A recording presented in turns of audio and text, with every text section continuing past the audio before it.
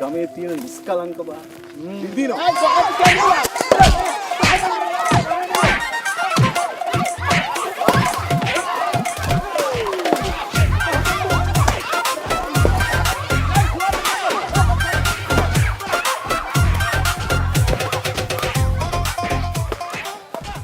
මොකද්ද ඒ වුනේ?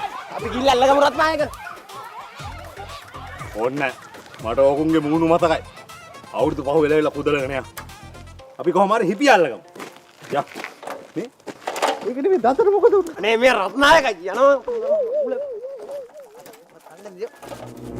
අන්න රත්නායක අන්න තව දෙන්නෙක් එනවා. අන්න අල්ලගමු උන් දෙන්නක බෙල්ලෙන් මල්ලගමු බෙල්ලෙන්. ඔය මගේ බෙල්ලනේ උන් දෙන්නක බෙල්ලෙන් අල්ලගමු. මෙහෙනවා. අවුරුද්ද දවසේ වලි දාගන්න. මොකද දැන් තමුසලාගේ වලිය?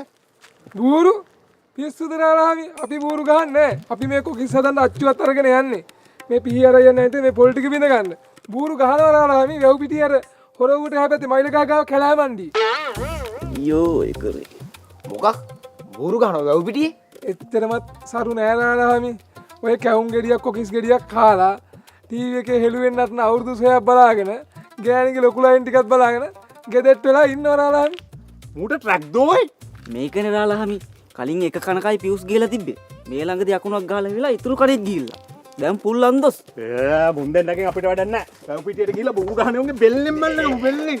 ඔයා මගේ බෙල්ල රත්නායක කාරණේ කරන්නේ යන්